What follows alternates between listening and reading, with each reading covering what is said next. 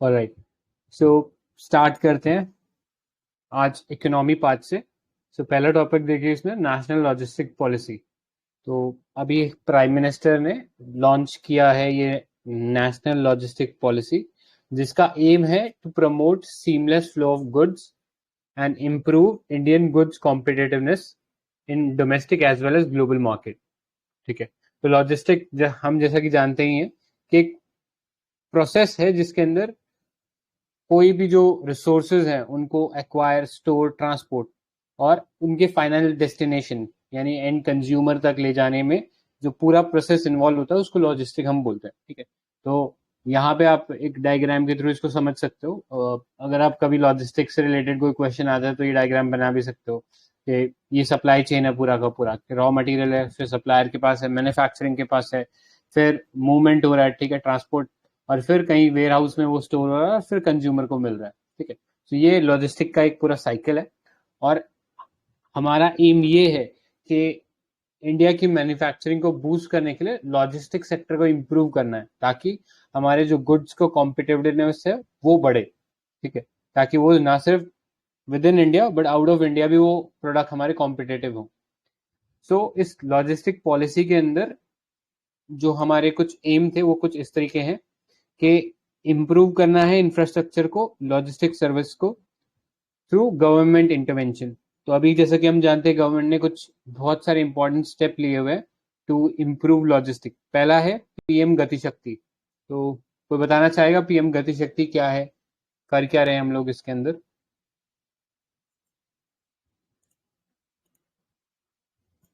काफी important, I think इस साल मेंस में पूछ भी लिया है और आने वाले कई सालों तक, मतलब 4-5 साल तक तो अभी इंपॉर्टेंट रहने वाला है। तो याद रखना 16 मिनिस्ट्रीज का ये कॉम्बिनेशन है। ठीक है, तो एम इसके अंदर ये है कि सारी जो डिफरेंट लॉजिस्टिक रिलेटेड मिनिस्ट्रीज हैं, चाहे फिर वो रेल हो गया, रोड ट्रांसपोर्ट हो गया, शिपिंग हो गया, इन सबको एक प्लेटफॉर्म पे लाया जाए ताकि जो लॉजिस्टिक से रिलेटेड जो भी प्रोजेक्ट चल रहा है उनको एक्सेलरेट किया जाए। ठीक है, उनमें जो परमिशन रिक्वायर्ड होती है उनको रिड्यूस किया जाए। अब जो ओके गति सर, शक्ति है, ओके सर। हाँ, गति शक्ति है, इसके अंदर ऑलरेडी ऑनगोइंग इनिशिएटिव जो है उनको सब्ज्यूम किया गया है। भारतमाला परियोजना हो गया, सागरमाला हो गया, तो इस टाइप से स्कीम्स को इसके अंदर सब्ज्यूम कर लिया गया है। नेक्स्ट नेशनल रेल प्लान है, जिसमें हम एक फ्यूचर रेडी रेलवे सिस्टम बना रहे हैं बाय 2030। ठीक है, इसमें भी बहुत सारे इनिशिएटिव है, जैसे इलेक्ट्रिफिकेशन हो गया, मैनुअल जो रेलवे पैसेज थे रोड के ऊपर बने हुए उनको हटाना है। ठीक है, बहुत सारे प्लान्स हैं जो इसके अंदर वर्क करेंगे। Next, logistics ease across different state leads index. ठीक है, तो ये इंडिया में ही एक मिनिस्ट्री निकालती है। कोई बताना चाहेगा क्या नाम है उस मिनिस्ट्री का जो ये लीड इंडेक्स निकालती है?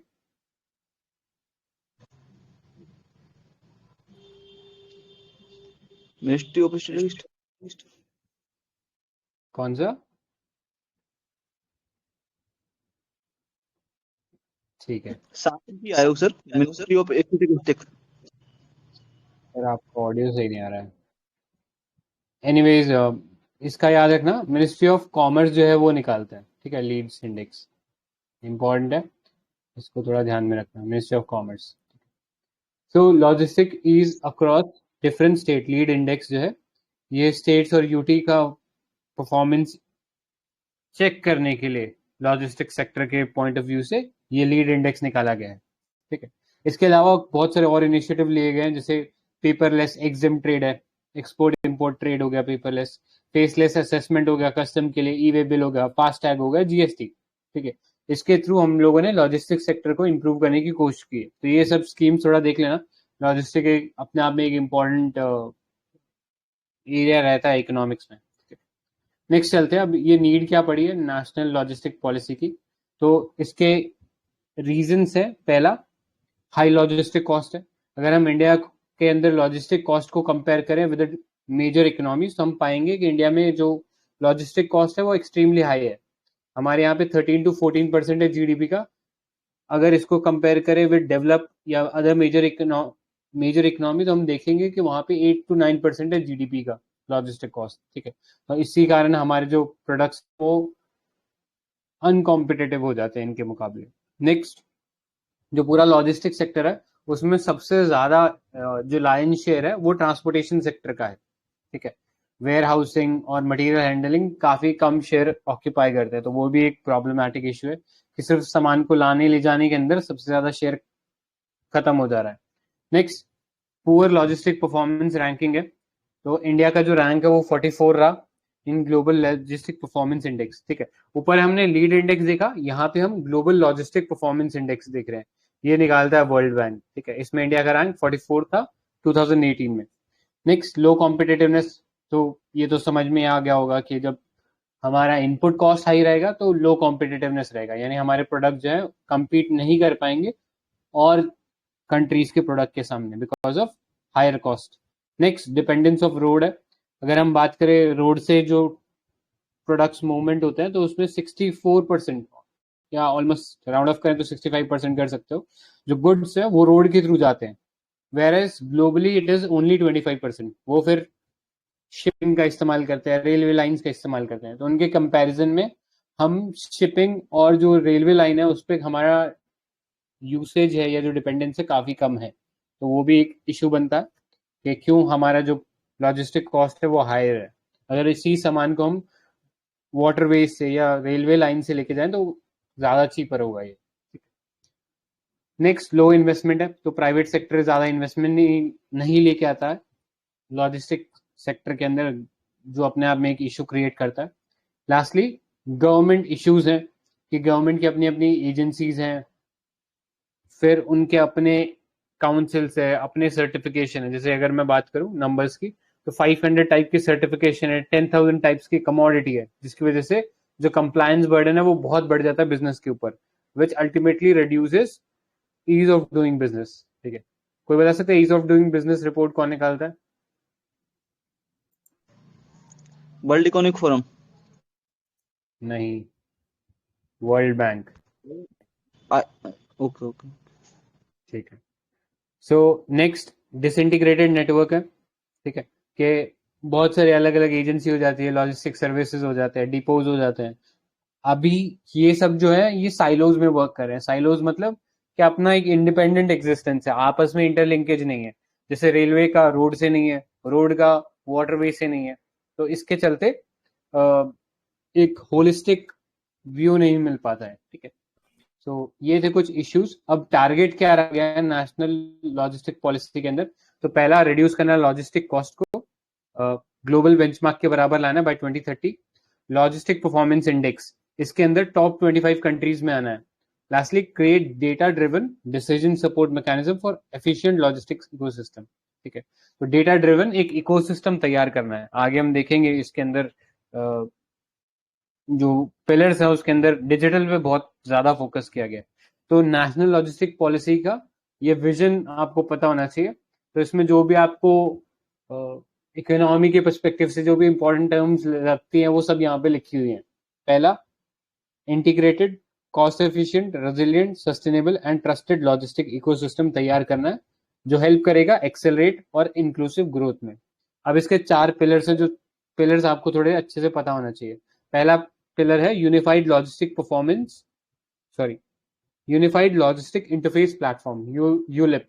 तो ये एक 3 टियर स्ट्रक्चर है जिसके अंदर डिजिटल सर्विसेज जो भी ट्रांसपोर्ट सेक्टर से रिलेटेड है सबको एक प्लेटफॉर्म पे लाया जाएगा, ठीक है। जिससे जो हमने अभी बात किया था कि साइलोज बने हुए हैं वो साइलोज खत्म हो और एक इंटीग्रेटेड अप्रोच क्रिएट हो towards transport sector. Next, integration of digital system, तो अलग अलग जो मिनिस्ट्रीज थी, मिनिस्ट्रीज के अंदर डिपार्टमेंट्स थे, उन सबको इंटीग्रेट किया जाएगा।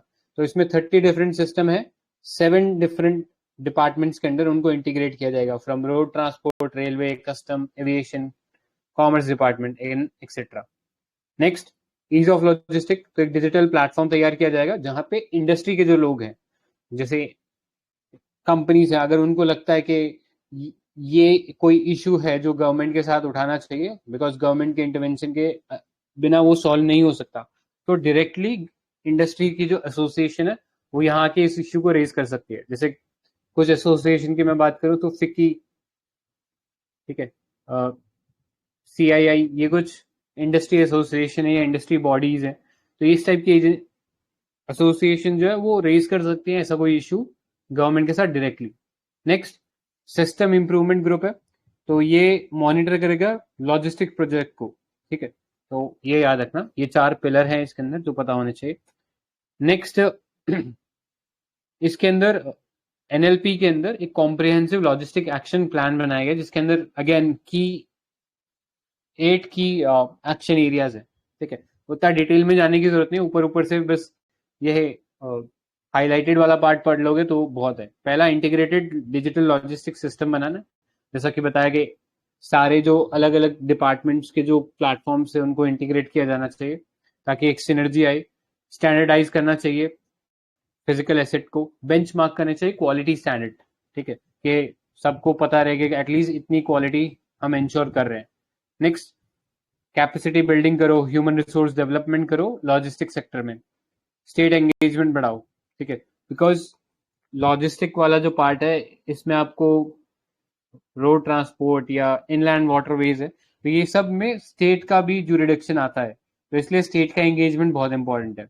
नेक्स्ट, एक्सपोर्ट इंपोर्ट लॉजिस्टिक्स को बढ़ावा देने की जरूरत है। ठीक है, ताकि हमारे जो एक्सपोर्ट कॉम्पिटेटिवनेस है वो बढ़े। नेक्स्ट, सर्विस इंप्रूवमेंट फ्रेमवर्क, तो इसके अंदर रेगुलेटरी इंटरफेस जो है उसको सीमलेस बनाया जाएगा। ठीक है, जो भी रेगुलेटरी एजेंसीज हैं उनके थ्रू लॉजिस्टिक्स को बूस्ट किया जाएगा। ठीक है, ईज ऑफ डूइंग बिजनेस बढ़ाया जाएगा। सेक्टोरल प्लान बनाए जाएंगे एफिशिएंट लॉजिस्टिक के लिए। और lastly, facilitation of development of logistic parks. ठीक है, अब ये एनएलपी जो है ये इम्प्लीमेंट कौन करेगा, तो ये एम्पावर्ड ग्रुप ऑफ सेक्रेटरीज करते हैं। ये लक्ष्मीकांत ने आपने पढ़ा ही होगा इसके बारे में। तो ये पीएम गति शक्ति के अंदर बनाया गया है। ठीक है, एम्पावर्ड ग्रुप ऑफ सेक्रेटरीज। अब चैलेंजेस की बात कर लेते हैं। तो पहला है कॉपरेशन फ्रॉम स्टेट। ठीक है, तो वो एक सबसे बड़ा इश्यू रहता है जब भी हम देखते हैं कि जहाँ पे गवर्नमेंट अपोजिट होती है, कि सेंटर में अलग है और स्टेट में अलग है, तो वहाँ पे कॉपरेशन का इश्यू आ जाता है। नेक्स्ट, इनएडिक्वेट ट्रेन मैन पावर है, मतलब हमारे पास तो ऐसे लोग ही नहीं है जो इस सेक्टर को इफेक्टिवली डील कर सके। नेक्स्ट, इंश्योरिंग डिजिटल कनेक्टिविटी, तो अब बहुत सारी चीज़ों को डिजिटाइज करने की जरूरत है। ठीक है, from the side of ministries, from the side of people as well. Next, digital से ही रिलेटेड एक और इशू डेवलप हो जाता है, एक्सेप्टेंस। तो आपने देखा होगा कि जैसे पब्लिक सेक्टर बैंक्स की बात कर लें, तो वहां पे कंप्यूटर जरूर आ गए हैं लेकिन उनको चलाने वाले जो लोग हैं शायद अब वो बहुत पुराने टाइम के हैं, तो उनको अभी भी इश्यू होता है उन टेक्नोलॉजी को एक्सेप्ट करने में, वो एक चैलेंज बन जाता है। नेक्स्ट, लिमिटेड ऑल्टरनेटिव है for first and last mile connectivity. ठीक है, श्योर सर। और इसके अलावा सर मेनली प्रॉब्लम ये है कि जिसको जैसे इम्प्लीमेंट कर रहे हैं सर, जैसे अभी आपने बोला कि कंप्यूटर को चलाने वाले नहीं मिलते सर। मेनली रूरल एरिया में ये सबसे ज्यादा प्रॉब्लम यही क्रिएट करती है सर। इसके अलावा भी करेक्ट। जैसे चाहे सर अटल टिंकरिंग लैब का भी सर बात करें कि इसको रूरल एरिया में लैब्स खोलने के लिए बात करी गई है कंप्यूटराइज बेस्ड। लेकिन सर जैसे जहाँ से मैं बिलोंग करता हूँ वहाँ रूरल एरिया में अभी तक भी मतलब प्रॉब्लम यही है कि उसको सिखाने वाले लोग ही नहीं मिल रहे हैं। करेक्ट, तो वो सब इश्यूज हैं जिनको एड्रेस करने की जरूरत है अपने को। नेक्स्ट, वे फॉरवर्ड में, मतलब इसमें जनरल सी चीजें लिखी हुई है, तो ये वाला पार्ट पढ़ने की जरूरत नहीं है, सीधा इस पे आओ। अलाइन करो स्टेट पॉलिसी को विद एनएलपी, स्टेट्स को इंकरेज करो कि वो अपनी एक नेशनल अपनी स्टेट लॉजिस्टिक पॉलिसी बनाए जो कि इन लाइन हो with NLP, national logistic policy. Encourage करो प्राइवेट सेक्टर का इन्वेस्टमेंट। नेक्स्ट, एनकरेज करो ट्रांसपोर्ट यूनियन। और लास्टली, एक सपोर्ट सिस्टम क्रिएट करो जहाँ पे फाइनेंशियल, एजुकेशन, टेक्नोलॉजिकल इंटीग्रेशन हो जिससे कि लॉजिस्टिक कॉस्ट रिड्यूस हो। So this was about national logistic policy. इसमें किसी को कुछ ऐड करना है तो कर सकते हो अभी। ठीक है, किसी को ऐड नहीं करना तो फिर हम आगे चलते हैं। नेक्स्ट टॉपिक है 3.2, आई गेस हिमांगी आपका था ये, right? So I'll be proceeding with making India a manufacturing hub topic. तो अभी रिसेंटली प्राइम मिनिस्टर हमारे उज्बेकिस्तान समरकंद में गए थे एससीओ समिट के लिए, और वहां पर उन्होंने शेयर किया है कि इंडिया एम कर रहा है मैन्युफैक्चरिंग हब बनने का। अब मैन्युफैक्चरिंग हब बनना है तो कुछ ना कुछ इम्पोर्टेंस होगा तभी बनाना है। तो ये इन्फोग्राफिक साइड में देखें कि क्या इम्पोर्टेंस है मैन्युफैक्चरिंग सेक्टर के। तो सबसे पहला, फॉरेन एक्सचेंज को ले आएगा, जिससे ग्रेटर प्रॉस्पेरिटी होगी। तो जितनी ज्यादा हमारी कंट्री में मैन्युफैक्चरिंग, उतना ज्यादा हम एक्सपोर्ट करेंगे, और जितना ज्यादा एक्सपोर्ट करेंगे उतना ज्यादा हमारे यहाँ फॉरेन एक्सचेंज होगा। तो ये बूस्ट करेगा इकोनॉमी को। दूसरा, इम्प्रूव करेगा हमारे एग्रीकल्चर प्रोडक्टिविटी को मॉडर्नाइजेशन टेक्निक्स के थ्रू, और रिड्यूस करेगा लेबर रिक्वायरमेंट को, क्योंकि मशीन्स जगह ले लेंगी। वो एब्जॉर्ब करेगा लेबर को एग्रीकल्चर से और उनको ले आकर मशीन्स में रखेगा, और स्किल्ड वर्कफोर्स भी जनरेट करेगा। पॉवर्टी को रिड्यूस करेगा, अनएम्प्लॉयमेंट को कम करेगा। Reduces, please hold on for a minute.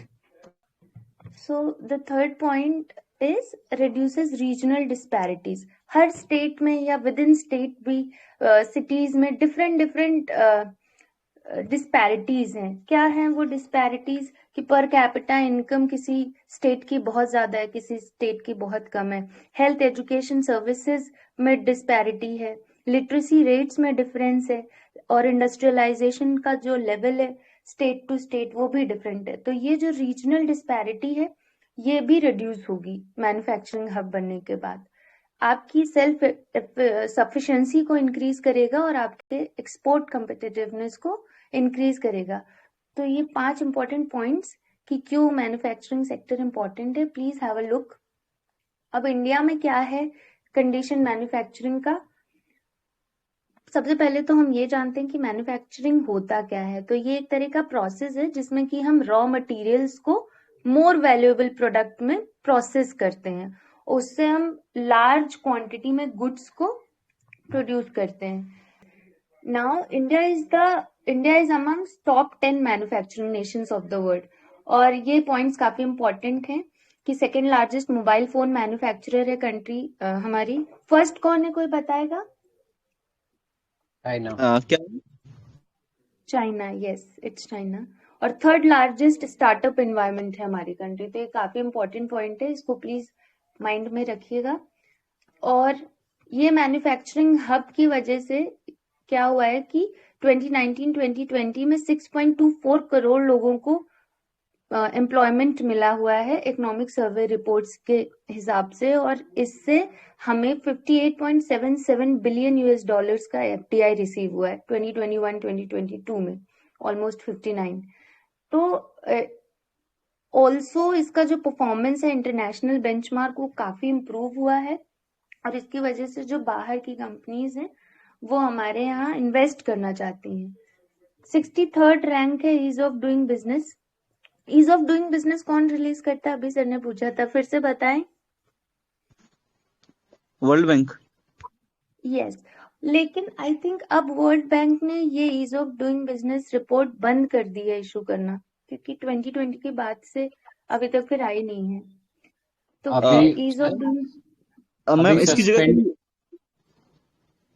हाँ सर, इसकी जगह कोई न्यू रिपोर्ट आ रही है क्या सर, जो मतलब इस तरीके से इंफ्रास्ट्रक्चर नहीं डेवलपमेंट? नहीं, इसकी जगह कोई अलग रिपोर्ट नहीं आ रही। ये रिपोर्ट को सस्पेंड कर दिया गया बिकॉज ऑफ करप्शन के साइन मिले थे कि चाइना और सऊदी अरेबिया इसके अंदर इंटरफेरेंस करा के अपनी रैंक बढ़वा रहा था, तो सस्पेंड कर दिया गया। आने वाले सालों में रिज्यूम ओके, होगा ये। ठीक है, ओके श्योर सर। ठीक है। तो 63rd रैंक थी ईज ऑफ डूइंग बिजनेस में 2020 में, ये ध्यान रखें। Second most sought after manufacturing destination of the world global manufacturing risk index के हिसाब से, ये हमारी जो इंडेक्स है ग्लोबल मैन्युफैक्चरिंग रिस्क, ये कुशमैन एंड वेकफील्ड पब्लिश करता है। ग्रोइंग इंटरेस्ट रेट भी हम देख सकते हैं। एग्जाम्पल के तौर पर टॉय सेक्टर में पैंडमिक से हमने देखा कि इंपोर्ट जो हुआ है हमारी कंट्री में टॉय सेक्टर का, वो 70% तक डिक्रीज हुआ है, और एक्सपोर्ट्स बढ़े हैं 61% तक। तो ये काफी ज्यादा रिमार्केबल, और इसकी इम्पोर्टेंस को देखते हुए सेंटर और स्टेट गवर्नमेंट ने भी बहुत सारे legal, policy, regulatory, financial, other reforms लिए हैं। और ये कब से, 1991 में जब न्यू इकोनॉमिक पॉलिसी आया तब से गवर्नमेंट्स ने ये कुछ ऐसे इनिशिएटिव्स लिए हैं, और 1991 का ये न्यू इकोनॉमिक पॉलिसी को हम बहुत फेमसली जानते हैं एलपीजी रिफॉर्म्स के नाम से भी। अब क्या फैक्टर्स हैं जो कि सपोर्ट करते हैं इंडिया को मैन्युफैक्चरिंग हब बनाने में?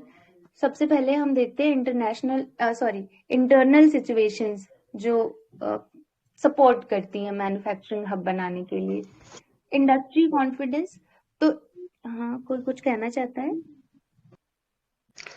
मतलब कि किसी भी कंट्री को मैन्युफैक्चरिंग हब बनने के लिए सेम मतलब वही 5 पॉइंट अपन ऐड कर सकते हैं जो किसी भी उद्योग को स्टेब्लिश करने के लिए इम्पोर्टेंस होते हैं, जैसे सरकारी रूल्स एंड रेगुलेशन, कच्चे माल की उपलब्धता एंड श्रम की सस्ती उपलब्धता, और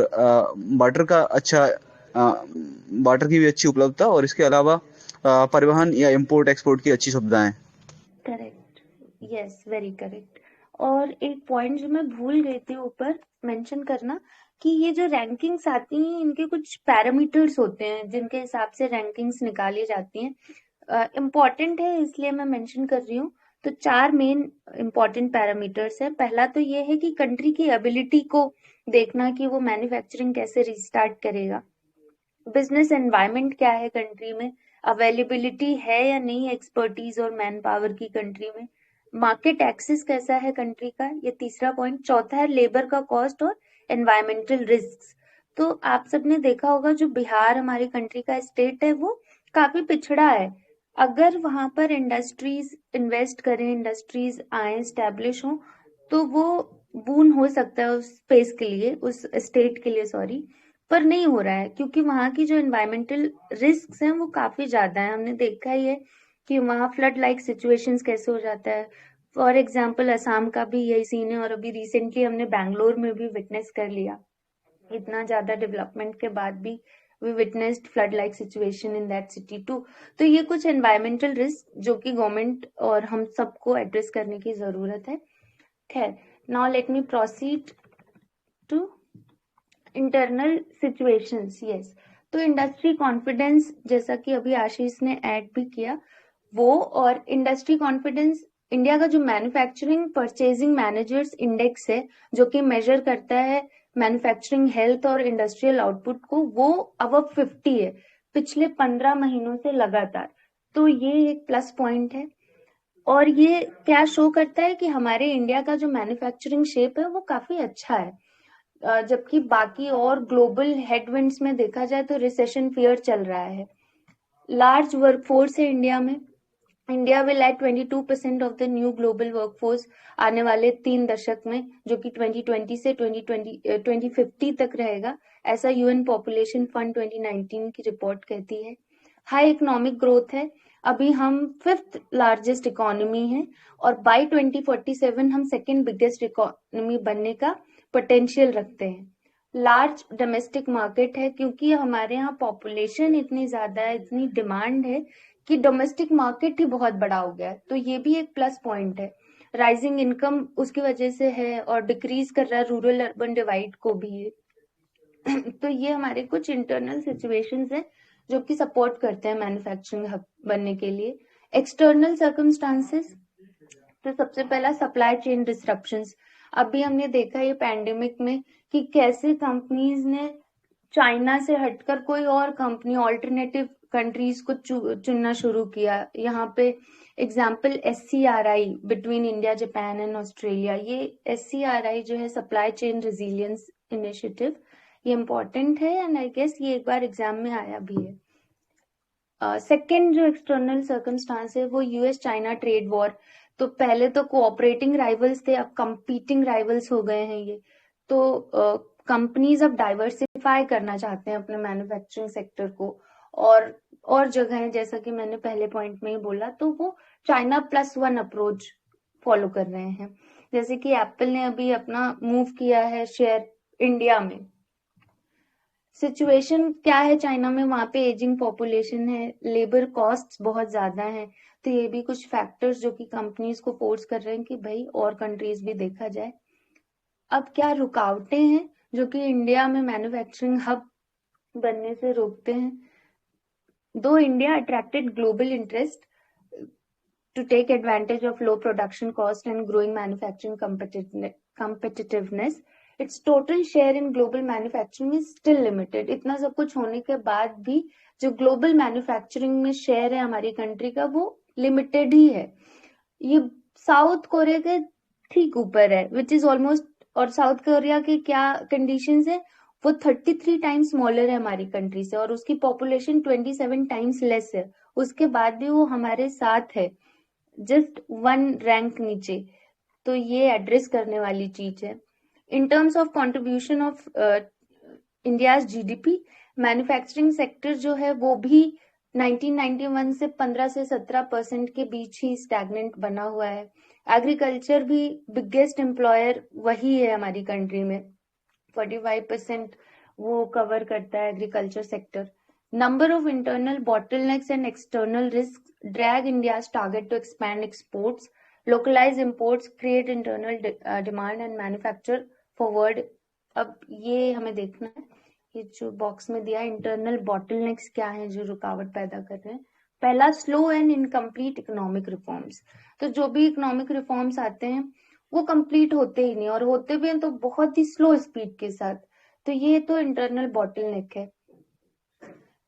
फॉर एग्जाम्पल इसमें दिया हुआ labour reforms due to difference between union state policies. तो जब तक कि गवर्नमेंट, स्टेट और सेंट्रल गवर्नमेंट एक प्लेटफॉर्म पर, एक पेज पर नहीं आके चीजों को ठीक करेंगी, नहीं हार्मोनाइज करेंगी, ये प्रॉब्लम नहीं एड्रेस हो सकती है।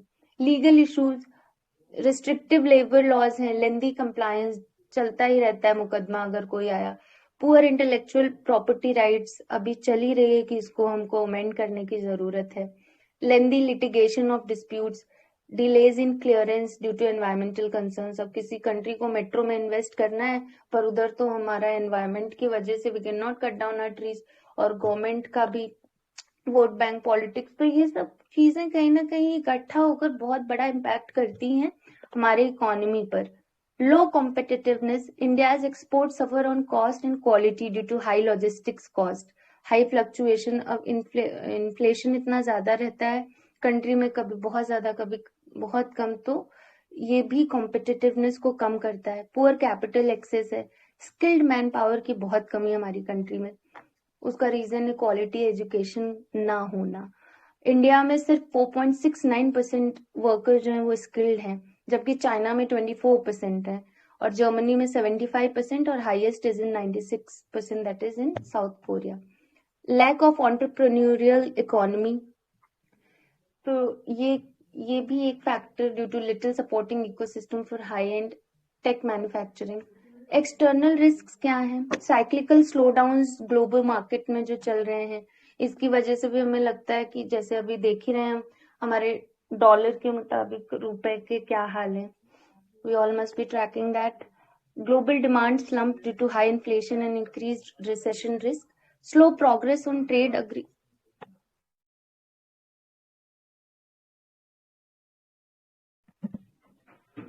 Slow progress on trade agreements. European Union के साथ जो है वो बहुत ही स्लो पेस से जितने भी हम अग्रीमेंट्स किए हैं वो प्रोसीड कर रहे हैं। Example European union Vietnam free trade agreement, पता नहीं कब साइन हुआ था और अभी तक उसका कुछ खास रिजल्ट दिख नहीं रहा। Increasing spill over effect, Russia Ukraine में वॉर हुआ, सफर पूरा वर्ल्ड हुआ, तो ये जो स्पिल ओवर रिस्क है ये भी बहुत बड़ा factor. Uncertain currency markets, increasing challenges to globalization, WTO का जो मल्टीलेटरलिज्म है, फोकस बायलेटरल ट्रेड से कर रहे हैं वो इन्वेस्टमेंट ट्रीटीज और नेशंस में, तो ये सारे कंस्ट्रेंट्स। अब वे फॉरवर्ड क्या है, India has the potential to become a global manufacturing hub, जो कि पहले अभी हमने ऊपर देखा था कुछ 59-60 यूएस बिलियन डॉलर है, और ये बढ़कर 500 बिलियन यूएस डॉलर का पोटेंशियल रखता है, और ग्लोबल इकोनॉमी बाय 2030 बन सकता है। पॉलिसी हार्मोनाइजेशन, अब ये बन तो सकता है पर क्या कैसे करना होगा, तो सबसे पहले policy harmonization between central and state government, as we have already discussed कि दोनों गवर्नमेंट्स का एक पेज पर होना बहुत जरूरी है ताकि हम इफेक्टिवली इम्प्लीमेंट कर सकें जो भी इनिशिएटिव्स हों लीगल रिफॉर्म्स को लाने के लिए। Improved coordination between government and private sector, जो हमारा पब्लिक प्राइवेट पार्टनरशिप होता है उनके बीच में एक बेहतर कोऑर्डिनेशन होने की जरूरत है। कैपेसिटी बिल्डिंग होनी चाहिए इनोवेशन में, एंटरप्रेन्योरशिप में, स्किल इनिशिएटिव में। एनर्जी सेल्फ सफिशिएंसी को हमें इंश्योर करना होगा, उसके लिए इंटीग्रेटेड अप्रोच होना चाहिए सप्लाई चेन में।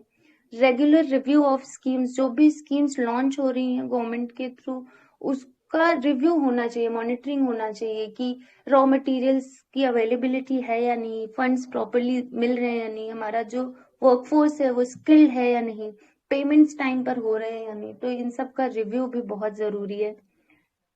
इंडिया का जो एक्सपोर्ट है उसे इंक्रीज करना पड़ेगा, और वो हम तभी करेंगे जब हमारे ट्रेड बैरियर्स हैं उनको रिड्यूस करेंगे। उसके लिए हमें ट्रेड अग्रीमेंट साइन करने पड़ेंगे, और WTO के जो मल्टीलेटरलिज्म है उसको रिवाइटलाइज करना पड़ेगा, ताकि हम ग्लोबल मार्केट में प्रोवाइड कर सके मैन्युफैक्चरर्स को अपने। डोमेस्टिक डिमांड जनरेशन करना होगा to create value and resilience in the Indian market to attract global manufacturers interest. तो इतने सारे points. Any more suggestions or additions? हाँ, आई थिंक इसमें ग्लोबल वैल्यू चेन वाला आई थिंक कीवर्ड आप डाल सकते हो कि एक्सपोर्ट बढ़ाने की हम लोग बात कर रहे हैं, तो India should become part of the global value chain. तो कल हम लोगों ने डिस्कस किया था कि इंडिया ने आरसेप से तो बाहर निकल गया, लेकिन अब उसके पास एक और अपॉर्चुनिटी है एक और ग्लोबल वैल्यू चेन का पार्ट बनने की। किसी को याद है वो ऑर्गेनाइजेशन क्या पढ़ा था हम लोगों ने? IPEF। Correct, IPEF, Indo Pacific economic framework. तो याद रखना आने वाले टाइम में ये बहुत इंपॉर्टेंट ग्रुपिंग रहने वाला है, बिकॉज इसमें चाइना नहीं है, ठीक है। तो इंडिया के पास एक बहुत ही फेवरेबल अपॉर्चुनिटी है IPEF के टर्म्स में। तो ये ग्लोबल वैल्यू चेन और ये वाला कीवर्ड जो है जरूर लिखना, ठीक है। और कुछ ऐड करना है किसी को? कूल है, आगे चलते हैं नेक्स्ट टॉपिक पे। Draft Indian telecommunication bill 2022। सो अभी ये मिनिस्ट्री ऑफ कम्युनिकेशन ने एक ड्राफ्ट बिल जो है वो इंट्रोड्यूस किया पब्लिक कमेंट के लिए, अभी पार्लियामेंट में नहीं इंट्रोड्यूस हुआ है। सो इस एक्ट के इस बिल के बारे में जानने से पहले थोड़ा सा हम टेलीकॉम सेक्टर इन जनरल देख लेते हैं। तो जैसा कि आप जानते हो अभी करंटली इंडिया जो है सेकेंड लार्जेस्ट टेलीकम्युनिकेशन इकोसिस्टम है। तो ये बट ऑब्वियसली बात है, because highest second highest population हमारे पास ही है, तो ऑटोमेटिकली टेलीकम्युनिकेशन में भी हम सेकेंड हाईएस्ट ही होंगे। सो इस स्पेसिफिक सेक्टर के अंदर करंटली हमारे पास 117 करोड़ टेलीफोन सब्सक्राइबर है एज ऑफ अप्रैल 2022, और इसका जीडीपी में कंट्रीब्यूशन अराउंड 8% है, और एम्प्लॉयमेंट जनरेशन ऑलमोस्ट 40 लाख है। तो आप समझ सकते हो कितना सिग्निफिकेंट सेक्टर है हमारे लिए। Apart from that socio economic development में भी एक बहुत इंपॉर्टेंट रोल प्ले करता है टेलीकॉम सेक्टर, ठीक है। जैसे कि अब आप देख रहे हो इंटरनेट एक्सेस कर पा रहे हैं हम लोग, तो वो सब टेलीकॉम की वजह से है। मोरओवर रैपिड ट्रांसफॉर्मेशन देखने को मिल रहा है in terms of technology like 5G, फिर अभी रिसेंटली 5G रोल आउट हो गया है, इसके साथ साथ इंटरनेट ऑफ थिंग्स, और ये सब चीजें इसी से एसोसिएटेड है। नेक्स्ट इश्यूज की अगर हम बात करें तो यहाँ पे हम देखते हैं आउटडेटेड रेगुलेटरी फ्रेमवर्क है, जिसकी वजह से different structural functional operational issues इस सेक्टर को प्लेग कर रहे हैं। और इसीलिए आपने आई थिंक सुना ही होगा कि टेलीकॉम सेक्टर जो है बहुत ज़्यादा स्ट्रेस में है। तो इससे रिलेटेड स्ट्रेस वाले पार्ट से रिलेटेड आपने सुना ही होगा, एक AGR का बहुत फेमस केस था, ठीक है। तो AGR पता ही होगा, एडजस्टेड ग्रॉस रेवेन्यू, ठीक है। अगर नहीं पता तो इसको थोड़ा देख लेना, बिकॉज अभी इस सेशन में अगर हम डिस्कस करेंगे तो बहुत लंबा हो जाएगा ये, ठीक है। तो टेलीकॉम सेक्टर बहुत स्ट्रेस के अंदर है, और उसी स्ट्रेस को थोड़ा रिड्यूस करने के लिए गवर्नमेंट ने ये ड्राफ्ट बिल इंट्रोड्यूस किया है। अब पर्पस क्या है? तो कंसोलिडेट करना है और अमेंड करना है एग्जिस्टिंग लॉज को, ठीक है, ताकि ये जो इकोसिस्टम है पूरा टेलीकॉम सेक्टर का, इसको होलिस्टिकली रेगुलेट किया जा सके। बिकॉज जो एग्जिस्टिंग लॉज है वो बहुत पुराने हैं, like Indian telegraph act of 1885, ये तो कॉलोनियल लॉज हैं। इसके अलावा वायरलेस टेलीग्राफी एक्ट है 1933 का, टेलीग्राफ वायर एक्ट है 1950 का। तो बहुत सारे कॉलोनियल या आर्चिक लॉज बोल सकते हो, जिनको अब समय के डिमांड के हिसाब से बदलने की जरूरत है, ठीक है। तो इस एक्ट के थ्रू या इस बिल के थ्रू हम लोग उसको बदलेंगे। नेक्स्ट एक बहुत ही इंपॉर्टेंट चीज इसमें होने वाली है, जिसपे थोड़ा सा ध्यान जाना चाहिए अपना, वो है कि ट्राई की जो रेगुलेटरी पावर है, ठीक है, ट्राई जैसा कि आप जानते हो एक वॉच डॉग है टेलीकॉम सेक्टर के पर्सपेक्टिव से, तो उसकी पावर्स को थोड़ा सा डिल्यूट करने की कोशिश कर रहा है ये बिल, ठीक है, जो कि थोड़ा सा नेगेटिव पॉइंट है। ऑल्दो गवर्नमेंट का कहना है कि ये हम अच्छे के लिए कर रहे हैं, बट ओवरऑल देखा जाए तो किसी एक वॉच डॉग की पावर रिड्यूस करना is not a very prudent move I would say, ठीक है, कि बहुत सोचा समझा मूव नहीं होगा। सो अब यहाँ पर कर क्या रहे हैं कि ट्राई से कुछ पावर जो है ये सेंट्रल गवर्नमेंट अपने पास ले रही है, यानी थोड़ा सा इस एक्ट के अंदर प्रो गवर्नमेंट स्टैंड लिया जा रहा है। अब प्रोविजंस पे आते हैं, क्या क्या प्रोविजंस है, तो डिटेल्स में देखते हैं। पहला, रिप्लेस करेंगे आउटडेटेड कंसेप्ट को with new comprehensive and relevant definition for telecommunication sector, जैसे कि ओटीटी ओटीटी प्लेटफॉर्म्स आप सुन ही रहे होगे, या ओटीटी सर्विसेज आप सुन रहे होगे, called over the top services, जैसे व्हाट्सएप टेलीग्राम, ये सब ओटीटी हो गया, ठीक है, आपने जब मन चाहा तब उन सर्विसेज को सब्सक्राइब कर लिए, ठीक है।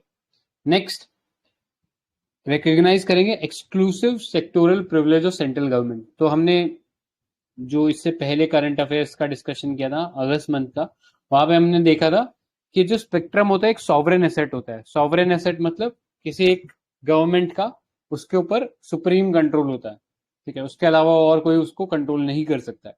तो स्पेक्ट्रम एक सुप्रीम एसेट है, और इसी चीज को और आगे बढ़ाते हुए ये बिल कह रहा है पूरा जो टेलीकॉम सेक्टर है इसके ऊपर गवर्नमेंट का एक एक्सक्लूसिव कंट्रोल है, ठीक है, मतलब रेगुलेशन में एक्सक्लूसिव कंट्रोल है।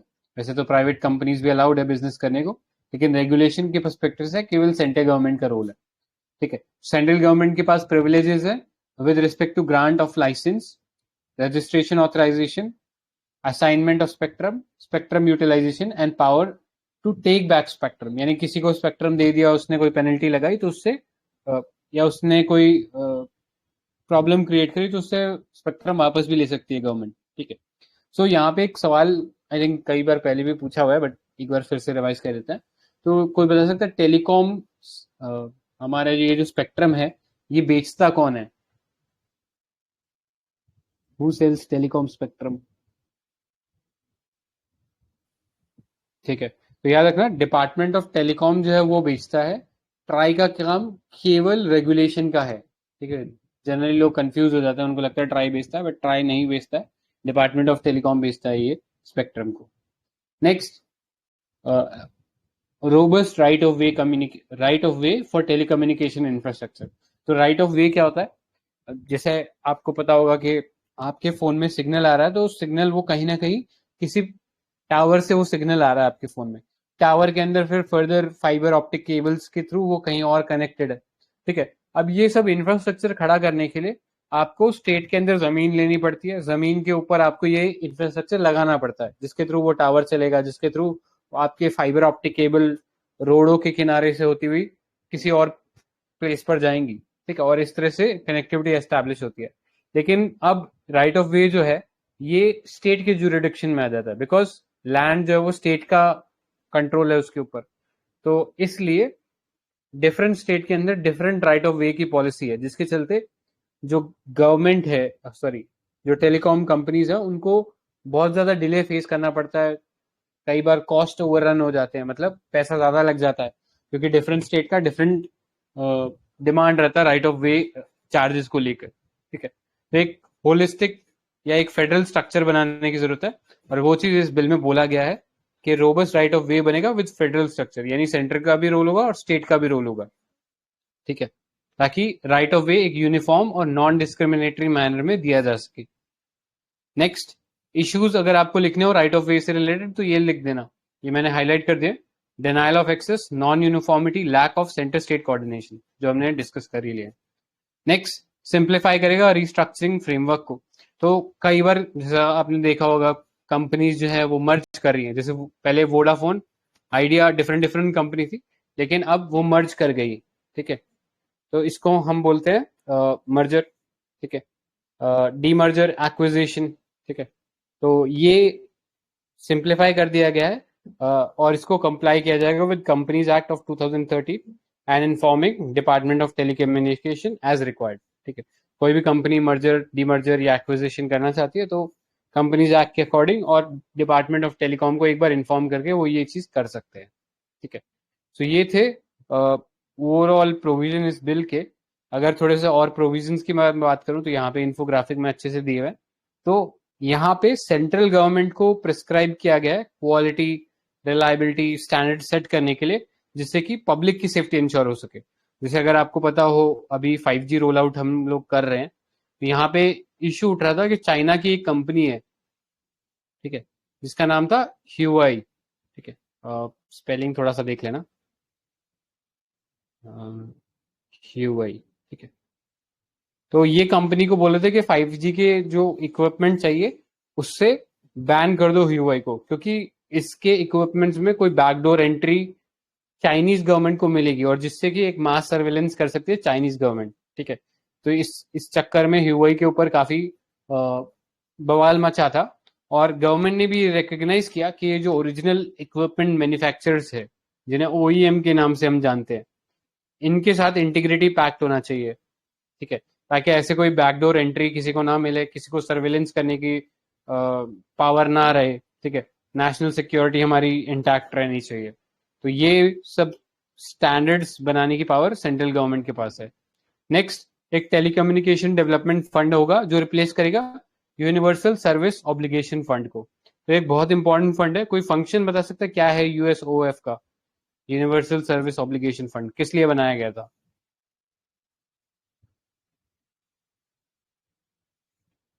ठीक है, एनीवेज, तो याद रखना, यूनिवर्सल सर्विस ऑब्लिगेशन फंड इसलिए बनाया गया है कि कई ऐसे एरियाज हैं जहां पे, या रिमोट एरियाज है जहां पे लोग ही नहीं रहते। ठीक है, जैसे बॉर्डर के एरियाज हो गए, या और कोई बीहड़ या कोई जंगलों वाले एरिया हो गए जहाँ पे लोग कम रहते हैं।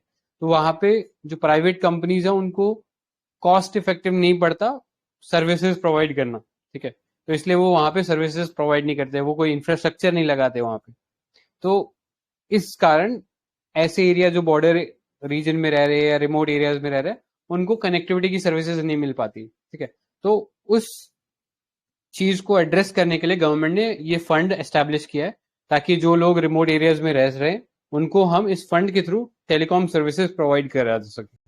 ठीक है, तो इस फंड में पैसा कहाँ से आता है? तो इस फंड में जनरली पैसा आता है जो पेनल्टीज लगाई जाती हैं टेलीकॉम कंपनीज के ऊपर, उसके थ्रू पैसा इसमें डाला जाता है। कई बार गवर्नमेंट भी इसमें पैसा डाल देती है। ठीक है, तो इस तरीके से रिमोट एरियाज में कनेक्टिविटी को इंश्योर किया जाता थ्रू यूएसओएफ। अब इसको रिप्लेस कर लेगा टेलीकम्युनिकेशन डेवलपमेंट फंड, अगर ये बिल आता है तो। ठीक है, नेक्स्ट, रेगुलेटरी सैंडबॉक्स बनाया गया। रेगुलेटरी सैंडबॉक्स मतलब एक कंट्रोल्ड एनवायरनमेंट रहेगा जहां पे टेलीकॉम कंपनीज अपने जो भी नई डेवलपमेंट है उसको लाकर चेक कर सकती है। ठीक है, जैसे कई बार क्या होता है कि आप पेंटिंग बनाते हो तो पहले आप घर वालों को पेंटिंग दिखाते हो कि आपको एक कंट्रोल एनवायरनमेंट में एक कंट्रोल्ड रिएक्शन मिल जाएगा, फिर आप वो पेंटिंग दुनिया को जाके दिखा सकते हो। एक बार आपको गांव में घर वालों से वो अप्रूवल मिल गया कि हाँ पेंटिंग अच्छी है। तो उसी तरीके से रेगुलेटरी सैंडबॉक्स होता है, एक छोटा कंट्रोल एनवायरनमेंट है जहां पे आप आकर अपनी चीजों को टेस्ट कर सकते हो, और अगर वो चीजें सही चल रही है तो फिर रोल आउट कर सकते हो उन्हें बाकी कंट्री के लिए या बाकी लोगों के लिए।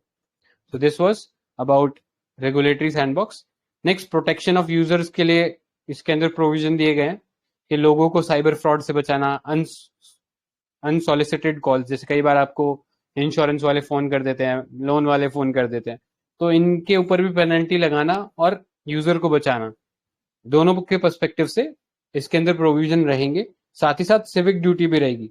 Civic duty in the sense कि सपोज आप सिम लेने गए तो आप प्रॉपर डिटेल दोगे वहां पे। ठीक है, तो ये आपके ऊपर ड्यूटी इस बिल के अंदर डाली गई है। नेक्स्ट, मिसलेनियस कुछ और भी इश्यूज हैं, जैसे सर्टिफिकेशन करना है किसी का वायरलेस इक्विपमेंट का। ठीक है, जैसे आपने मूवीज में देखा होगा वो लोग सैटेलाइट फोन का इस्तेमाल करते हैं जो डायरेक्ट सैटेलाइट से कनेक्ट होता है, तो उसको कैसे यूज करना है, कैसे उसके लिए परमिशन लेनी है, वो सब भी इसके अंदर कवर्ड होगी। ठीक है, इसके अलावा कुछ हैवी फाइन्स इम्पोज किए गए हैं फॉर सम क्रिटिकल ऑफेंसेस। बहुत सारे ऐसे ऑफेंसेस जो अब ऑब्सोलीट हो चुके हैं उनको डीक्रिमिनलाइज कर दिया गया, कईयों को एलिमिनेट भी कर दिया गया। ठीक है, कह सकते हैं थोड़ा प्रो बिजनेस अप्रोच लिया गया है यहाँ पे। अब आते हैं पोटेंशियल बेनिफिट पे। तो टेलीकॉम सेक्टर के लिए स्टैंडर्ड सेट होंगे जो कि इंटरनेशनल स्टैंडर्ड्स के बराबर है। ठीक है, तो वो एक अच्छी बात है। नेक्स्ट, ब्रॉडन करेगा टेलीकॉम सर्विस प्रोवाइडर की डेफिनेशन, जिससे एक लेवल प्लेइंग फील्ड क्रिएट होगा for different players. Next, harassment जो है स्पैम कॉल्स और फ्रॉड से, उसको भी एड्रेस करेगा। नेक्स्ट, लीगल सर्टेनिटी बनाएगा स्पेक्ट्रम मैनेजमेंट पे। ईज ऑफ डूइंग बिजनेस को बढ़ाएगा, बिकॉज हमने देखा ऑफेंसेस को रिड्यूस कर दिया गया है, कई ऑफेंसेस को एलिमिनेट भी कर दिया गया। अब आते हैं इश्यूज क्या है। तो जैसे मैंने बताया स्टार्टिंग में कि गवर्नमेंट का कंट्रोल यहाँ पे बढ़ रहा है, ठीक है, और जिसके चलते हम देख सकते हैं कि इंटरनेट शटडाउन जैसी चीजें जो है वो और ज्यादा बढ़ सकती है। नेक्स्ट, रेगुलेटरी इंडिपेंडेंस जो है, ठीक है, वो कहीं ना कहीं कॉम्प्रोमाइज हो जाएगी, बिकॉज ट्राई के पास जो पावर्स हैं उनको हम लोग रिड्यूस कर रहे हैं, ठीक है। अब गवर्नमेंट को परमिशन लेने की जरूरत नहीं है, या ट्राई पहले क्या करता था, रिकमेंड कर देता था गवर्नमेंट को कि आप ये सर्टेन काम है इस तरीके से करिए, ठीक है। या ट्राई कई बार कई डॉक्यूमेंट्स भी मांग सकता था गवर्नमेंट एजेंसी से, लेकिन अब वो सब पावर ट्राई के पास नहीं रहेंगी। तो जो कि एक ग्लोबल बेस्ट प्रैक्टिसेस के हिसाब से देखें तो it's not a very good move, ठीक है। So this was all about ये जो नया बिल इंट्रोड्यूस करे, टेलीकम्युनिकेशन बिल जो गवर्नमेंट इंट्रोड्यूस करे उसके बारे में। लास्टली कंक्लूजन की बात करें तो देखो, टेलीकॉम सेक्टर स्ट्रेस में है, ये तो बड़ा ऑब्वियस ही चीज है, and we are witnessing this because we can say कि गवर्नमेंट जो है बहुत सारे मेजर्स ले रही है, लेकिन स्टिल टेलीकॉम सेक्टर स्ट्रेस में है। और इसका आप एग्जाम्पल ऐसे ले सकते हो कि अब ले देके तीन मेजर प्लेयर्स बचे हैं टेलीकॉम सेक्टर में। एक है आपके पास एयरटेल, देन जियो, और फिर वोडाफोन आइडिया। बीएसएनएल तो रेस के अंदर भी नहीं है, ठीक है। तो हो सकता है इससे आगे जाके कार्टेलाइजेशन हो जाए। और अगर इन तीन मेजर प्राइवेट कंपनीज की भी बात करें तो उसमें भी वोडाफोन आइडिया की हालत बहुत खराब है। इफ यू रिमेंबर, गवर्नमेंट ने बहुत सारे स्टेप लिए थे, तो यहाँ पे गवर्नमेंट ने एक और स्टेप ये भी लिया था कि वोडाफोन आइडिया के अंदर अपना स्टेक खरीद लिया था, ठीक है। स्टेक क्यों खरीदा था? बिकॉज एक आउटस्टैंडिंग लोन था इनके ऊपर, आउटस्टैंडिंग डेट था इनके ऊपर, जो इन्हें गवर्नमेंट को पे करना था, लेकिन ये पे नहीं कर पा रहे थे। तो गवर्नमेंट ने क्या किया, वो आउटस्टैंडिंग डेट जो था उसको इक्विटी के अंदर कन्वर्ट कर दिया। अब गवर्नमेंट 27% स्टेक होल्डर है वोडाफोन आइडिया के अंदर, ठीक है। ये न्यूज आई होप पता ही होगी आप सब लोगों को। तो गवर्नमेंट ने इस बिल के थ्रू ये भी प्रोविजन डाला है कि गवर्नमेंट अपने हिसाब से टेलीकॉम कंपनीज को रिलीफ दे सकती है, ठीक है, कि अगर उनके ऊपर कोई आउटस्टैंडिंग डेट है या कोई आउटस्टैंडिंग फी उनको देना है गवर्नमेंट को, लाइसेंस फी देना, तो वो सबको इक्विटी के फॉर्म में कन्वर्ट कर सकती है गवर्नमेंट, ठीक है। सो गवर्नमेंट ने अपनी तरफ से काफी कोशिश करी है, बट अभी भी ये इश्यू बना हुआ है। इसीलिए ये टेलीकॉम सेक्टर वाला जो बिल है, this becomes all the more important, ठीक है। This was about telecommunication bill. इसमें किसी को कुछ ऐड करना है?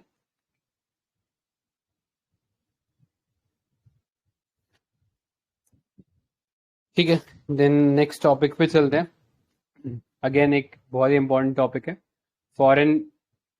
फॉरेक्स रिजर्व के बारे में, इंडिया का फॉरेक्स रिजर्व। तो अभी करंटली अगर हम बात करें तो इंडिया का जो फॉरेक्स रिजर्व है, this has been continuously depleting, और अभी ये इतना डिप्लीट हो गया है कि अपने 2 इयर्स के ऑल टाइम लो पे चला गया है, which is 532 billion US dollars, ठीक है। तो 2 साल के लोज पे है। इससे पहले पैंडेमिक के टाइम पे अराउंड 2021 ये अपने ऑल टाइम हाई पे चला गया था, ठीक है, बिकॉज बहुत हाई अमाउंट का एफडीआई जो है वो इंडिया के अंदर आया था, ठीक है। सो तब से अब जो है वो धीरे धीरे डिप्लीट हो रहा है, नया पैसा भी नहीं आ रहा है, उल्टा पैसा बाहर जा रहा है इंडिया में से, ठीक है।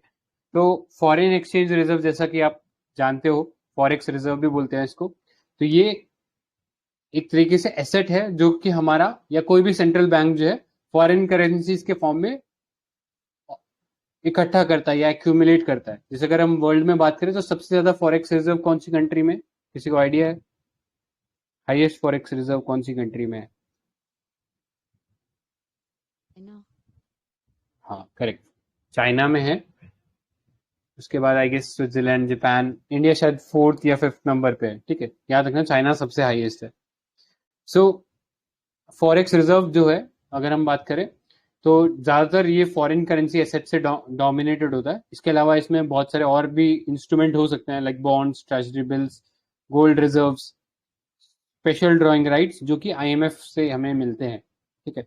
सो अगर हम करंटली इंडिया के फॉरेक्स रिजर्व की बात करें तो इसमें सबसे ज़्यादा डोमिनेशन जो है फॉरेन करेंसी एसेट का है। कई बार यूपीएससी आपसे ऑर्डर में डालने को पूछ सकता है कि इसको ऑर्डर में अरेंज करिए, तो आपको पता होना चाहिए फॉरेन करेंसी एसेट हमारे पास सबसे ज़्यादा है।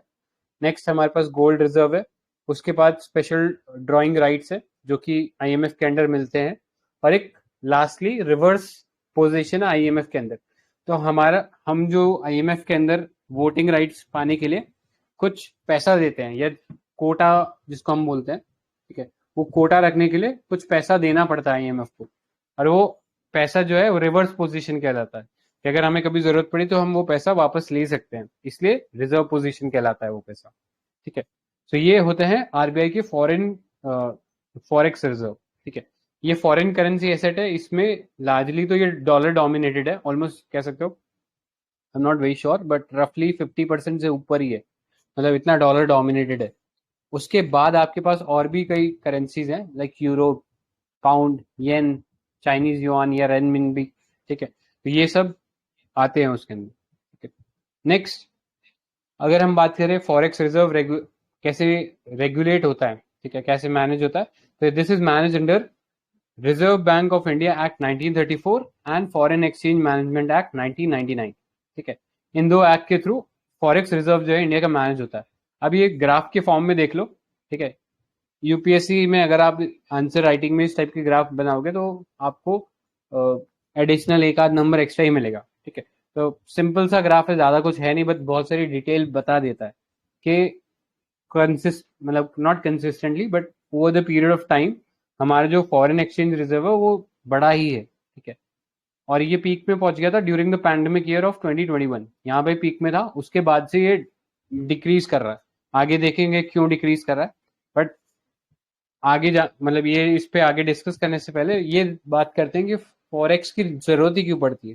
ठीक है। क्यों फॉरेक्स हमारे लिए इंपॉर्टेंट है।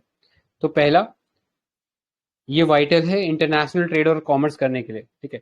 आप किसी और कंट्री से इंपोर्ट करते हो तो आप उसको पैसा रुपी के फॉर्म में नहीं दोगे, क्योंकि रुपी is not an international currency, dollar है इंटरनेशनल करेंसी। तो इसलिए आपको डॉलर मेंटेन करना पड़ेगा। या कई बार क्या होता है, कई कंट्री जो है वो कई और फॉरेन करेंसी भी एक्सेप्ट कर लेते हैं, लाइक युआन, जो चाइनीज युआन है उसको भी एक्सेप्ट कर लेते हैं, बिकॉज युआन भी एक बहुत स्ट्रॉन्ग करेंसी है, बहुत अच्छा एक इंटरनेशनल करेंसी है।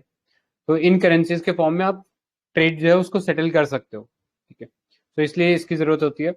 Next, supporting and maintaining confidence in exchange rate and monetary policy. ठीक है। तो कई बार क्या होता है कि सपोज डॉलर जो है अप्रिशिएट कर रहा है रुपी के मुकाबले, जैसे अभी पता होगा आपको, रिसेंटली डॉलर जो था ऑलमोस्ट 83 के हिसाब से पहुंच गया था, मतलब 83 रुपीज इज इक्वल टू $1, जो कि ऑल टाइम हाई है। ठीक है। अभी भी 82 के आसपास लुढ़क रहा है, तो काफ़ी हाई है, मतलब ऑल टाइम के हिसाब से तो ये नंबर। लेकिन जब भी ये अप्रिशिएट करने लगता है तो आरबीआई क्या करता है, अपने पास जो डॉलर होता है उसको मार्केट में छोड़ देता है। ठीक है। मार्केट में छोड़ना मतलब कि मार्केट में इंजेक्ट कर देता है, जिससे मार्केट के अंदर डॉलर का जो सप्लाई है वो बढ़ जाता है। और जैसा बेसिक इकोनॉमिक्स है सप्लाई डिमांड का, कि अगर कोई चीज ज्यादा सप्लाई हो रही है तो ऑटोमेटिकली उसका वैल्यू जो है वो कम हो जाएगा। ठीक है। तो जो डॉलर पहले अप्रिशिएट होने लगा था, अब वो डॉलर वापस डिप्रिशिएट करने लगे। तो ये चीज करता है RBI by injecting dollar in free market. ठीक है। तो अगर हमारे पास फॉरेक्स रिजर्व होगा तभी हम लोग ये चीज कर पाएंगे। ठीक है। तो इस तरीके से एक्सचेंज रेट जो है उसको स्टेबलाइज करता है RBI using forex reserve. Next, gain करता है इन्वेस्टर कॉन्फिडेंस। इन्वेस्टर्स को भी लगता है कि हाँ, इस कंट्री के पास इतनी एबिलिटी है कि अपनी करेंसी को थ्रू फॉरेक्स एक्शन डिप्रिशिएट नहीं होने देगा या वॉलेटाइल नहीं होने देगा। ठीक है। तो फॉरेन इन्वेस्टर्स इंडिया के अंदर इन्वेस्ट करेंगे। असिस्ट करता है गवर्नमेंट को in meeting it foreign exchange need. ठीक है। तो कई बार लोन लिया रहता है गवर्नमेंट ने, सॉवरेन जिसको डेट बोलते हैं। ठीक है।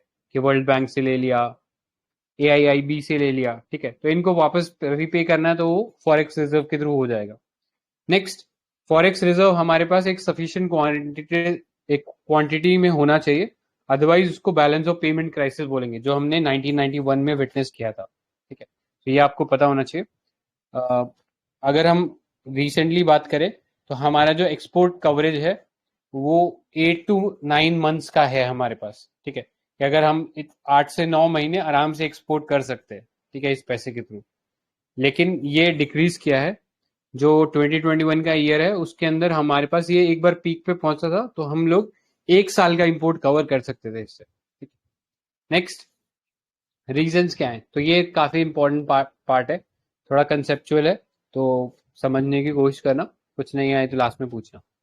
तो फर्स्ट है decline in foreign currency asset, ठीक है, हमारे जो करेंसी एसेट है वो डिक्लाइन हो रहा है, बिकॉज जो बाकी करेंसी है अपार्ट फ्रॉम डॉलर वो सब वीकन हुए हैं कंपेयर टू डॉलर, ठीक है, तो इसके लिए हमारे पास एक यूएस डॉलर इंडेक्स होता है ग्रीन बैक नाम से, उसके अंदर डॉलर के अगेंस्ट यूरो और येन जो है बहुत ज्यादा वीकन हुए हैं, ठीक है, तो जब ये करेंसी वीकन होती है तो ऑटोमेटिकली हमारा फॉरेन करेंसी एसेट जो है वो भी डिक्रीज होता है, ठीक है, वो एक रीजन है। आरबीआई की फॉरेक्स इंटरवेंशन, तो जैसे कि मैंने बताया डॉलर जो अप्रिशिएट करा था रुपये के मुकाबले, तो आरबीआई ने ओपन मार्केट के अंदर डॉलर को इंजेक्ट किया, ठीक है, ये डॉलर सप्लाई किया, तो हमारा फॉरेन एक्सचेंज जो रिजर्व है वो खत्म होगा या डिप्लीट होगा, ठीक है, तो ये एक कारण है। नेक्स्ट, हाई कैपिटल आउटफ्लो, तो जैसे कि आप जानते हो यूएस के जो फेडरल रिजर्व है उसने वहां पर जो मॉनेटरी पॉलिसी है उसमें टाइटनिंग की है, यानी जो इंटरेस्ट रेट है उसको बढ़ाया है, और जब भी यूएस में इंटरेस्ट रेट बढ़ता है तो एक कॉन्सेप्ट आता है कॉल्ड टेपर टेंट्रम, ठीक है, टेपर टेंट्रम क्या होता है कि जो यूएस के इन्वेस्टर्स है वो क्या करते हैं, बाकी कंट्री से पैसा निकालकर वापस डालना शुरू कर देते हैं अपनी इकोनॉमी में, ठीक है, बिकॉज वहां पे उनको ज्यादा बेटर रिटर्न मिलेगा, तो इसको फिनोमिना को बोलते हैं टेपर टेंट्रम, और ये पैसा इंडिया में से बाहर निकाल के ले जाता है, इसीलिए इंडिया से कैपिटल आउटफ्लो होता है। नेक्स्ट, वीक ग्लोबल आउटलुक है because of geopolitical tensions like Russia Ukraine war, ठीक है, तो वैसे ही लोग जो है ऐसे टाइम पर पैसा अपने हाथ में रखना चाहते हैं, वो इन्वेस्ट नहीं करना चाहते।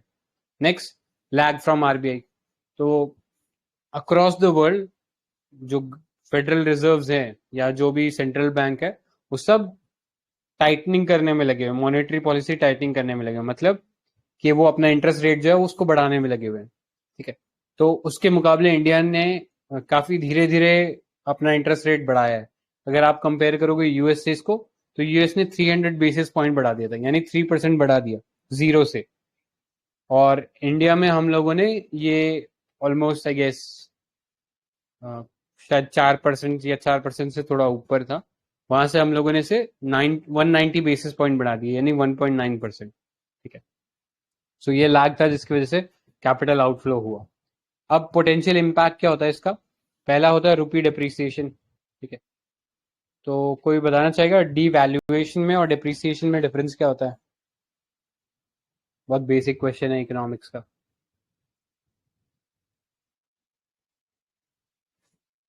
ठीक है, तो याद रखना value and devaluation is done by RBI. Correct, तो डेप्रिसिएशन मतलब कि ऑटोमेटिकली हो रहा है बिकॉज ऑफ मार्केट फोर्सेस, ठीक है, डीवैल्यूएशन मतलब कि वहां का सेंट्रल बैंक खुद कर रहा है कि अपना करेंसी को वीकन कर रहा है, जैसे चाइना में करता है वो, ठीक है, तो ये रुपी डिप्रिशिएट हो रहा है बिकॉज डॉलर एप्रिशिएट हो रहा है, ठीक है। फिर रिस्क ऑफ रेटिंग डाउनग्रेड, ठीक है, क्योंकि इन्वेस्टर सेंटिमेंट जो है वो वीकन होते हैं जब भी फॉरेक्स रिजर्व वीकन होता है, तो हमारा जो इन्वेस्टमेंट ग्रेड है वो कम कर दिया जाता है, तो फिर कैपिटल इनफ्लो कम हो जाता है।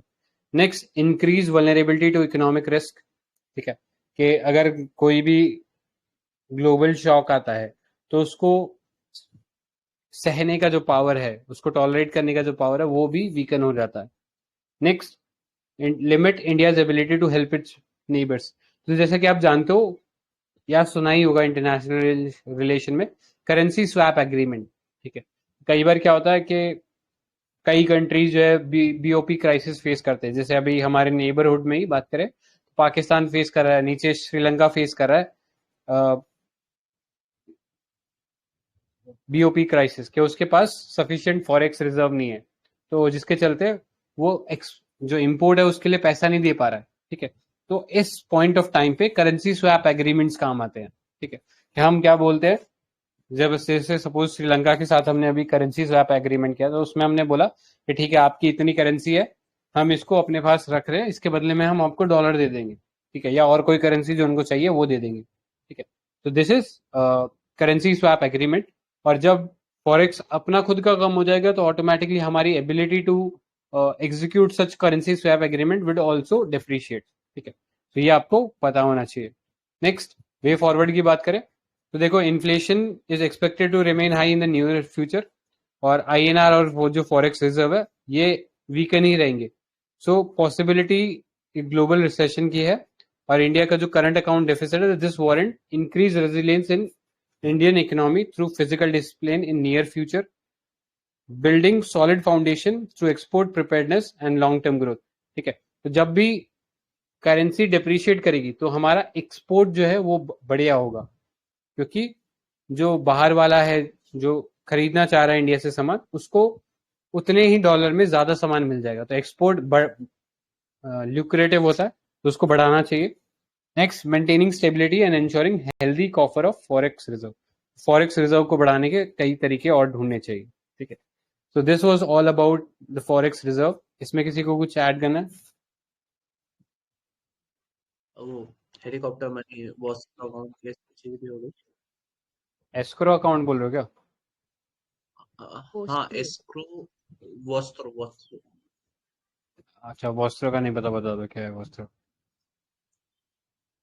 अच्छा, सर वो जैसे अपना एस्क्रो रहता है, वो अपन एक थर्ड पार्टी रहती है जिसपे हम पैसा देते हैं, तो वो तब रिलीज करता है जब कंडीशंस फुलफिल हो गई हो, और फिर अपन से बायर और सेलर है, तो लेट्स से सेलर जो है वो आपको एक मिनट, हाँ सॉरी, ठीक है, बायर और सेलर है, मैं संजय सर को बेच रहा हूँ एक घर, ठीक है, तो संजय सर क्या करेंगे, संजय सर लेट्स से एक थर्ड पार्टी है उस पे जमा कर देंगे 1 करोड़ रुपए, वो बोलेंगे कि जब मुझे घर मिल जाएगा, उसके रजिस्ट्री पेपर्स मिल जाएंगे, तब आप रिलीज कर देना अमाउंट।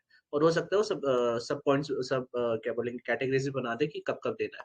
ये होता है जिसमें हम थर्ड पार्टी को ले आते हैं, तब आता है एस्क्रो अकाउंट का कंसेप्ट।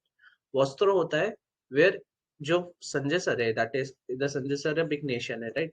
तो संजय सर क्या कर रहे हैं, वो अब मेरे पास से ही एक अकाउंट बना रहे हैं, ये अकाउंट मैं हैंडल कर रहा हूँ। और अब संजय सर को अगर मेरे साइड, दैट इज मैं तो इंडिया में रह रहा हूँ, संजय सर रह रहे हैं रशिया में, तो अगर अब संजय सर को यहाँ के किसी भी मर्चेंट के साथ डील करना है, तो सीधे वो मुझे बोलेंगे कि आप इतना पैसा रिलीज कर दीजिए इन पर्टिकुलर मर्चेंट्स को। So vostro account is a concept where a particular entity allows to maintain an account by another entity in other territorial jurisdiction to hold some money and operate that particular account on its behalf. Vostro account अभी recent में हमने Russia के terms में हम ज्यादा उसको सुन रहे हैं, because there was particular oil field, उससे रिलेटेड जितने भी ट्रांजैक्शन है, अब वो हमारा यूको बैंक देख रहा है, जो कि रशिया के 2 बड़े बैंक्स का अकाउंट वॉस्ट्रो के तौर पे ऑपरेट कर रहा है। तो एक ये हमारा स्वैप, जैसे अभी सर ने करेंसी स्वैप एग्रीमेंट बता रहे थे, तो उसके पैरेलल में एक कंसेप्ट है। और उसके अलावा हेलीकॉप्टर मनी एक रहता है, आई थिंक कॉमन कंसेप्ट है। किसी को आइडिया हेलीकॉप्टर मनी क्या होता है? हाँ, लोगों को पैसा बांट देना जीरो इंटरेस्ट पे। Correct correct. ठीक है, और कुछ ऐड करना है किसी को? ठीक है, फिर लास्ट टॉपिक देख लेते हैं, ये रेमन सर आप कर दीजिए 3.5। सो ये वाला है कि रिसेंटली सेंट्रल गवर्नमेंट ने यही जो सिचुएशन हुआ है कि एक्सेसिव फ्रीबीज के कारण there is a rising situation where हर स्टेट ऑलमोस्ट डेप्ट रिटर्न हो रहा है। So I am from MP, so यहाँ पे अराउंड 3 लाख करोड़ का डेप्ट हो चुका है। Now in a simple sense, this huge amount of डेप्ट इज नॉट एन इशू अगर equally progressive काम हो रहे हैं, but we can see that in policy areas there are some hurdles that are coming when it comes to हाँ सब national bankruptcy हो रही है, correct. There is a subnational bankruptcy situation where states are now not able to even execute the functions they have to.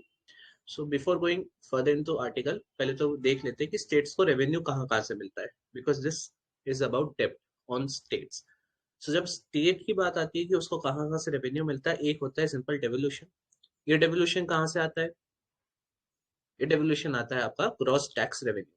ये extra budgetary होता है, ठीक है. सेकेंड होता है स्कीम रिलेटेड ट्रांसफर. इसमें क्या होता है? So again there are some schemes, जैसे पीएम किसान चल रही है, then we have your Ayushman Bharat Yojana. इन सब के अंदर जो फंड रिलीज हो रहे हैं, they are scheme related transfer. The other one is finance commission grants. So ये फाइनेंस कमीशन पहले तो वर्टिकली बांटता है कि कितना परसेंटेज स्टेट्स में बटेगा. सो रिसेंट अभी हम 41% जो है वो स्टेट्स को दे रहे, 1% हमने जम्मू कश्मीर के लिए रिजर्व करके रखा हुआ है, एंड बाकी का पूरा सेंटर के हाथ में. And finally there other transfers. So ये कहीं ना कहीं सेंटर खुद करती है ट्रांसफर, ठीक है. रिलेटेड आर्टिकल्स कौन से? सो स्टैट्यूटरी ग्रांट्स आता है आर्टिकल 275, डिस्क्रिशनरी ग्रांट्स आता है article 282, finance commission 280. So finance commission under article 280 it directs कि स्टैट्यूटरी ग्रांट्स अंडर आर्टिकल 275 किसके पास जाएगा. ये है स्टेट रेवेन्यू की सिचुएशन. ये अब बहुत सिंप्लीफाई हो चुकी है, पहले कॉम्प्लेक्स था. सो अब हम बोलते हैं कि हमारा जो स्टेट रेवेन्यू स्ट्रक्चर है वो काफी सिंप्लीफाइड है. हाउएवर ये कॉस्ट पे आया.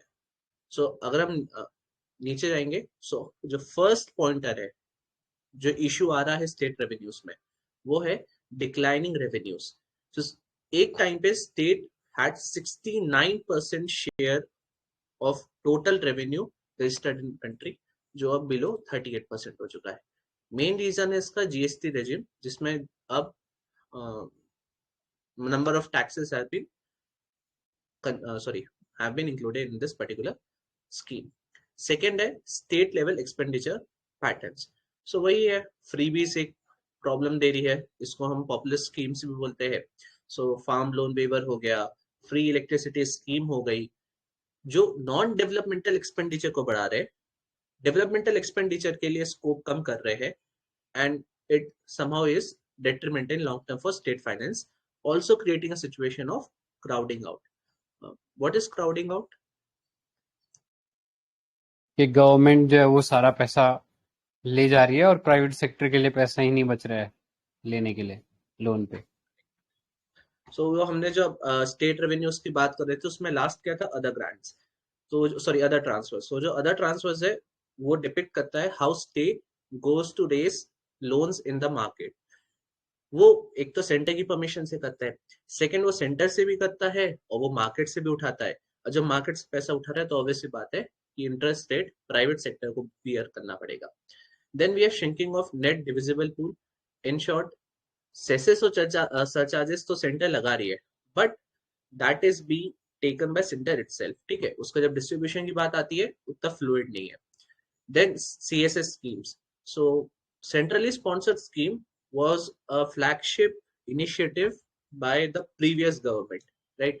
And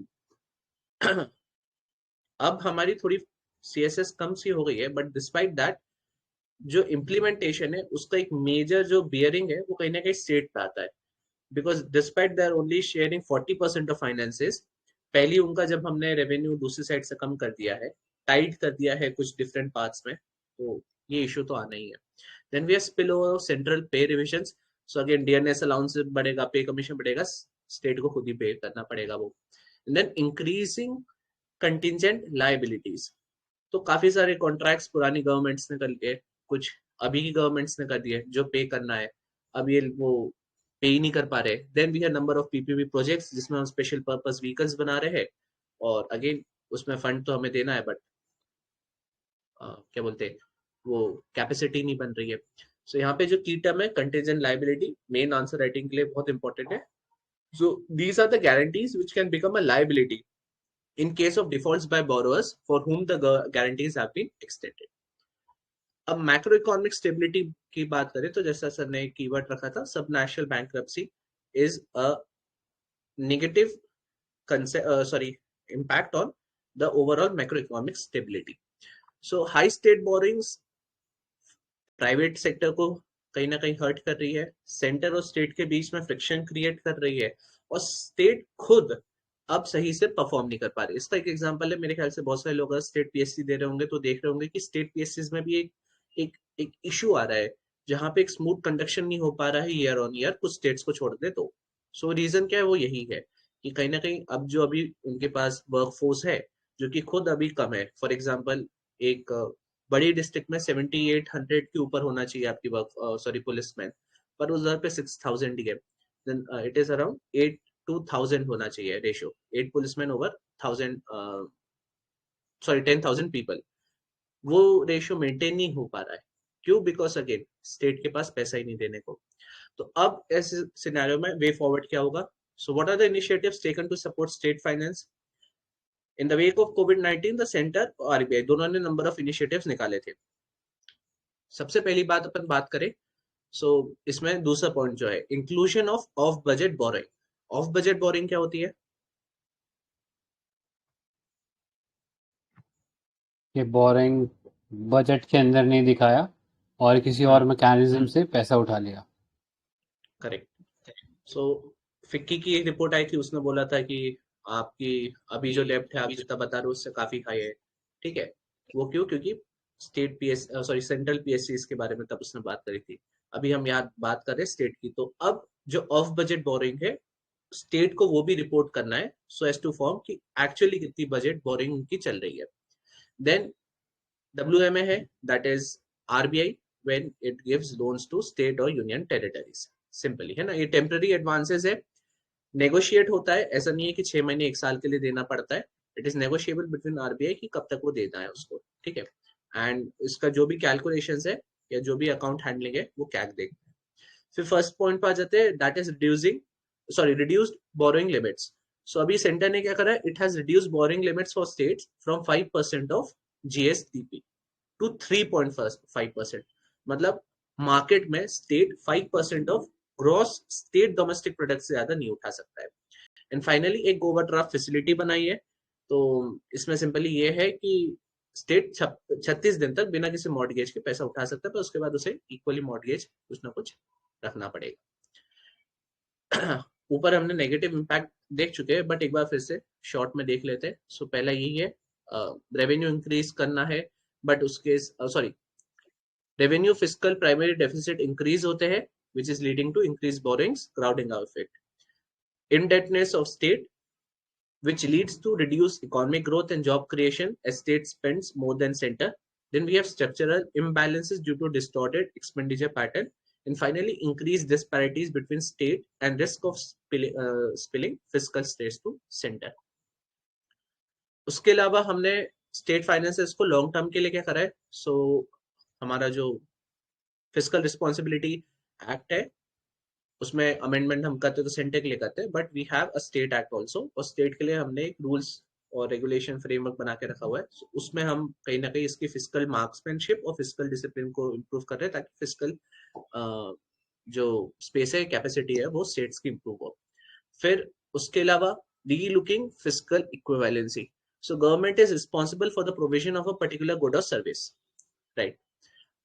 इसमें now they have to stay on what the subject relevant what are the subjects in 7 schedule are। ऐसा नहीं है कि इलेक्ट्रिसिटी फ्री देने लगे, क्या वो है आपका सब्जेक्ट? है तो क्या आपने उसमें ये लिखा हुआ है कि फ्री इलेक्ट्रिसिटी प्रोवाइड करनी है?